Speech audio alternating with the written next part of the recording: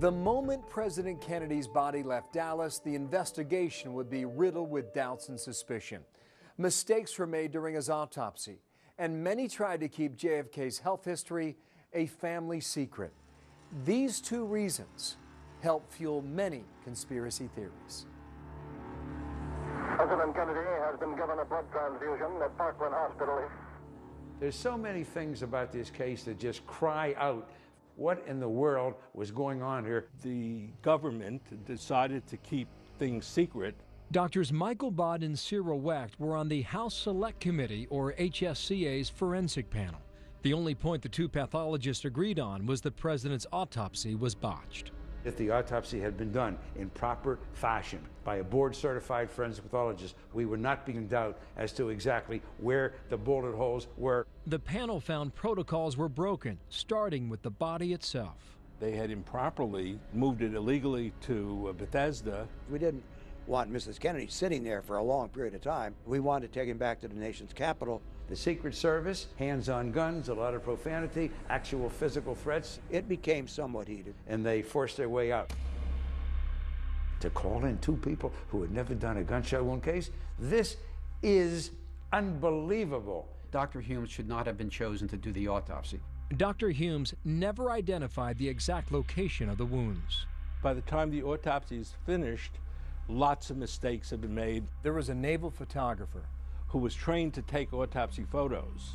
And then a Secret Service person comes up to him and asks if he has authorization to be there, confiscates the camera, exposes the film, and chases him out of the autopsy room.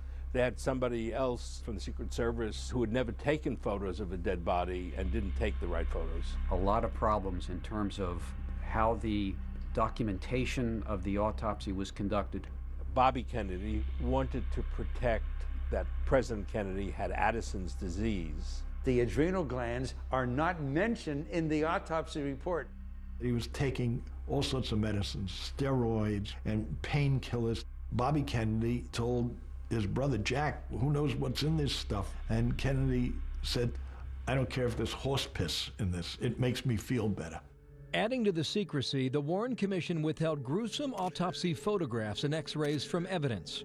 Some conspiracy theorists think the photos and x-rays were somehow tampered with, but all the images were authenticated by the HSCA.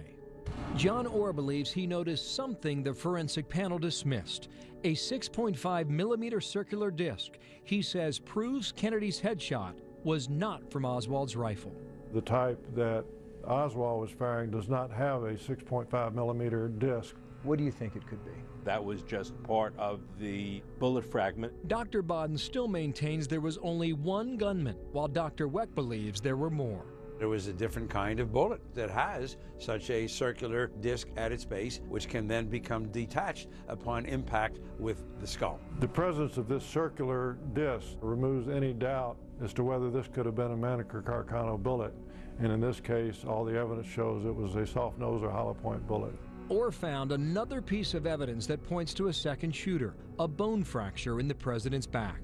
Dr. Wecht, who had never considered a bone fracture, agrees. You can see a clear defect there at the level of the first thoracic vertebra. Orr says after the bullet entered Kennedy's back, it traveled downward, then hit bone and ricocheted upward. The Warren Commission concluded the bullet was always moving downward and never hit bone. But Orr says the panel's measurements were wrong. Instead, he used the HSCA's dimensions, which placed the wound about 4 inches lower. The only thing that's going to cause it to be deflected would be something firm, and here that means bone. Disagree with that. It was not thick enough to cause any kind of bullet deflection. When I was a law student, I concluded that Arlen Specter had to be lying when he said that the single bullet theory was true. Andy Purdy was so sure there was conspiracy, he helped introduce a bill to reopen the case, leading to the formation of the HSCA. But as I look at those facts, that the bodies lined up, that speed and the angle and the impact of a bullet, I came to conclude, much to my shock, the single bullet theory was possible. Single bullet theory people say that the bullet that left the president and hit the governor in the back was yawing or tumbling. I examined Governor Connolly's back. The bullet went in sideways, which would indicate it struck something first. But Orr thinks testimony from the doctor who actually treated Connolly at Parkland is strong indication that the governor was struck by a completely different bullet from Kennedy's. He said it was not indicative of a tumbling or yawing bullet. The governor's clothes, though dry cleaned, indicate to Orr that Connolly was shot by another gunman. If they re-examine Governor Connolly's clothes, what would you be able to prove? The punch-out holes in the shirt and the coat leading into that back entry wound, they're all completely consistent, typical of a pristine bullet. Photos and x-rays prove to Orr the governor's wrist injury was actually from a third shot through the head, not from the magic bullet. When I saw the picture of Zapruder 312, I drew a line from the entrance point to the governor's wrist, and it was a perfectly straight line.